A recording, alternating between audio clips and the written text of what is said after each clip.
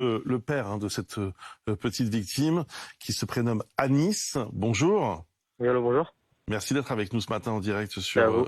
sur BFM TV. Alors évidemment, on comprend votre émotion après ce qui est arrivé à votre petite fille. Évidemment, on essaie de se mettre à votre place. Mais expliquez-moi ce qui se passe aussi dans votre esprit, parce que vous allez porter plainte. Et puis, dans la foulée, vous essayez en quelque sorte de retrouver vous-même cet adolescent. Vous pensiez en fait que les policiers ne feraient pas ce travail-là ? Bah, à vrai dire, oui.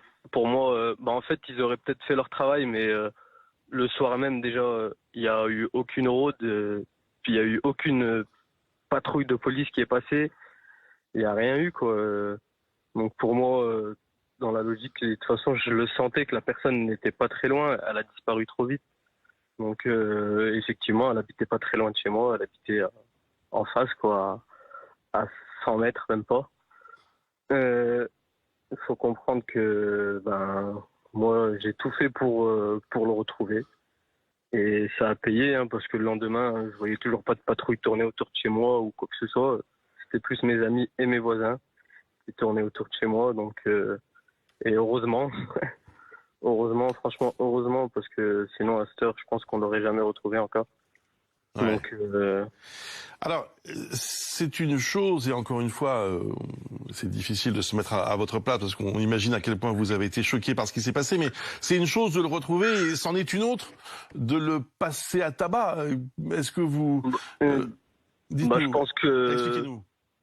je pense que vous auriez fait la même chose, il me semble, comme tout le monde, je pense, comme tout père de famille.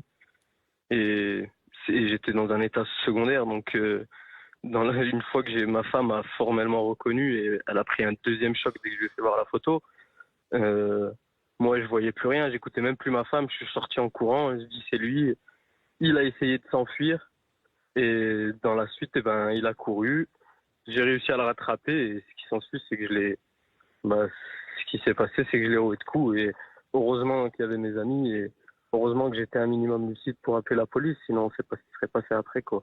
C'est-à-dire, vous pensez que vous auriez pu aller plus loin? Il est possible, oui, bien sûr, tout à fait. Mais vous Il est comprenez, possible, Anis, mais excusez-moi, mais vous comprenez que là, il y a quelque chose qui est difficile à entendre, parce que malheureusement, on le sait, la violence ne résout rien. Est-ce que votre rôle n'était pas simplement de le signaler à la police? ça, comment dire, dans l'action, Ouais. comment ça s'est passé, et comme tout père de famille, et ça, je mettrais ma main coupée que n'importe quelle personne aurait fait la même chose que moi. Et je pense que tout le monde est d'accord, hein, je pense sur ça. Certes, j'aurais pas dû le faire, mais je regrette en aucun cas de l'avoir fait, ça. Ah, En aucun cas. honnêtement, encore, je l'ai dit 3 fois, donc je me répète, c'est compliqué de se mettre à votre place parce qu'on imagine votre choc et votre émotion, mais je sais pas, je suis pas certain, même je pense même le contraire, que la solution ce soit de faire ce que vous avez fait, parce qu'il y a un état de droit, il y a une police, il y a une Tout à justice fait. qui doit faire ce travail. Parce que vous le savez aussi, Anis, aujourd'hui c'est vous qui risquez de vous retrouver dans Tout à de fait. sérieux problèmes. Ouais, je vois ça, oui, je vois ça. Je vois que du coup, je me retrouve accusé maintenant. Eh oui.